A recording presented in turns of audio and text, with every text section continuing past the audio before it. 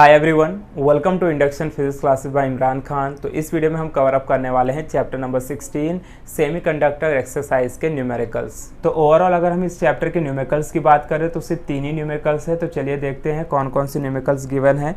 तो सबसे पहले हम देखते हैं क्वेश्चन नंबर 18 में क्या गिवन है। तो क्वेश्चन नंबर 18 में क्या दिया है, the common base DC current gain of a transistor is 0.967 and if the emitter current is 10 milliampere what is the value of base current।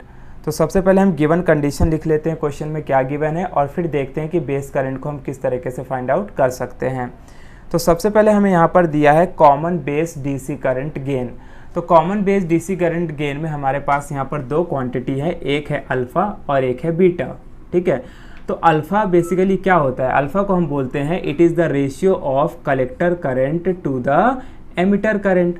Alpha क्या है, alpha is basically the ratio of collector current to the emitter current. और जो हमारा beta है it is the ratio of collector current to the base current. तो सबसे पहले तो आपको इन दोनों का फॉर्मूला याद होना चाहिए। अल्फ़ा का मतलब क्या है, आई सी अपॉन आई ई, और बीटा का मतलब क्या है, आई सी अपॉन आई बी। ठीक है, अब यहाँ पर हम कैसे पहचानेंगे कि जो हमारी गिवन वैल्यू है वो अल्फ़ा की वैल्यू गिवन है कि बीटा की वैल्यू गिवन है। तो देखो एक बहुत सिंपल सा ट्रिक आपको अपनाना है कि सबसे पहले तो आपको पता होना चाहिए जो टोटल करंट आई ई होता है हमारा which is equal to I B plus I C, यानी इन तीन करंट में से सबसे बड़ा करंट कौन सा होता है, एमिटर करंट, उसके बाद होता है कलेक्टर करंट और सबसे स्मॉल करंट होता है बेस करंट। तो यहाँ पर देखो अल्फ़ा का मतलब क्या है, आई सी अपॉन आई ई, यानी कि हम क्या करेंगे, बड़े करंट को छोटे करंट से अगर डिवाइड करेंगे तो आंसर हमेशा हमारा किस में आएगा, 0 पॉइंट में आएगा। तो अगर आंसर आपका 0 पॉइंट में गिवन है वैल्यू तो आप समझ जाओगे किसकी वैल्यू दिया है, अल्फ़ा की वैल्यू दिया है।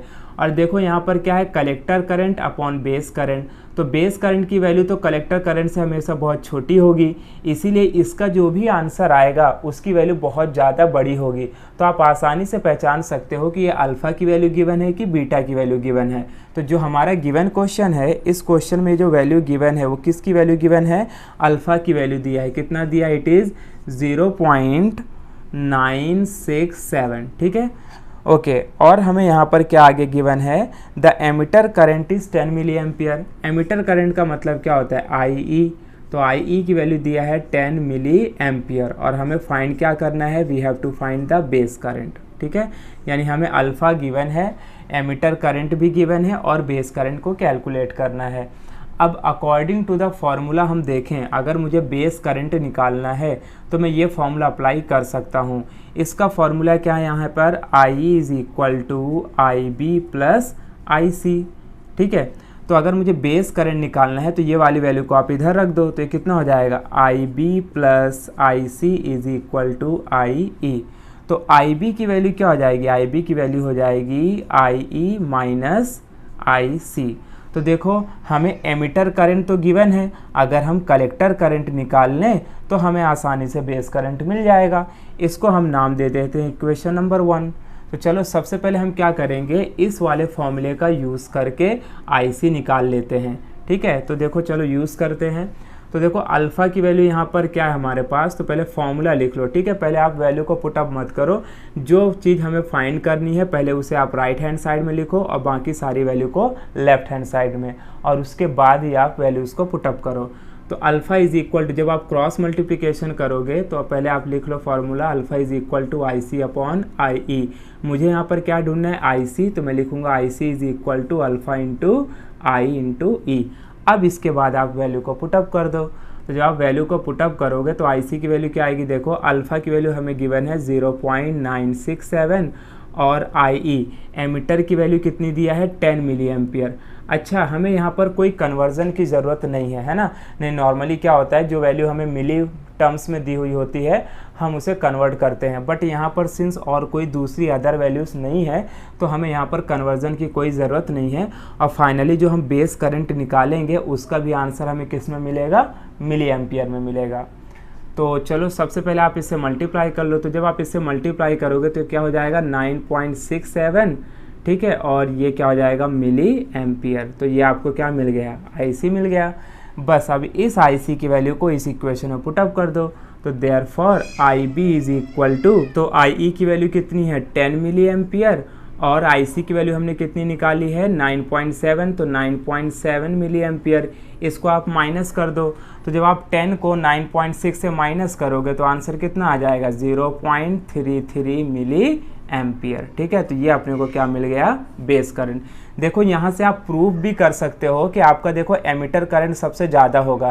तो देखो एमिटर करंट 10 है, उसके बाद किसका कम होता है कलेक्टर का, तो कलेक्टर का 9.67 है, और सबसे कम करंट किसका होता है बेस का, तो बेस की वैल्यू कितनी है 0.33 मिली एम्पियर।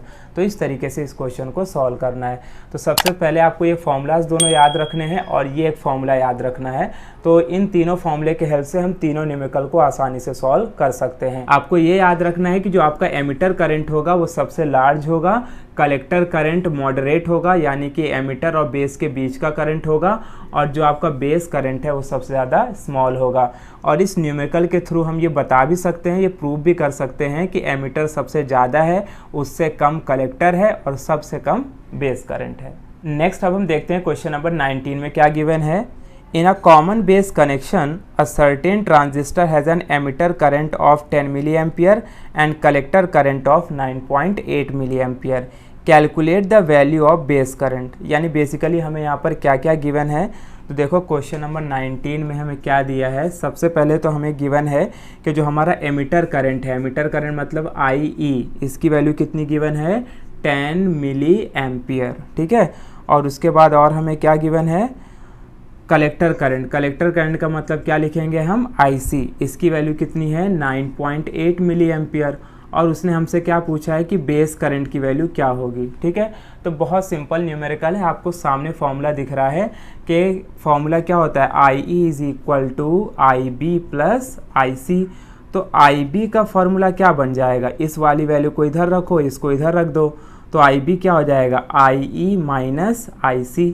बस अब क्या करो इसमें वैल्यू पुटअप कर दो, तो base current is equal to emitter current. Emitter current की वैल्यू कितनी गिवन है 10 मिली एम्पियर। ठीक है, और कलेक्टर करंट की वैल्यू कितनी गिवन है 9.8 मिली एम्पियर।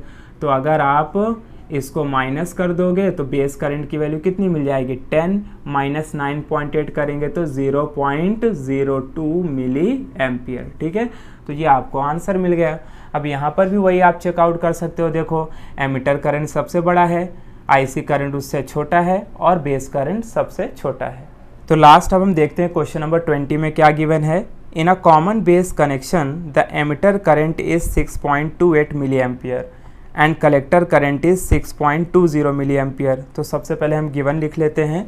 क्वेश्चन नंबर 20 में गिवन कंडीशन जो हमारी है इसमें हमें एमिटर करंट दिया है, IE की वैल्यू कितनी गिवन है, it is given 6.28 milli ampere. ठीक है, और जो हमारा कलेक्टर करंट है उसकी वैल्यू कितनी गिवन है IC is equal to 6.20 milli ampere.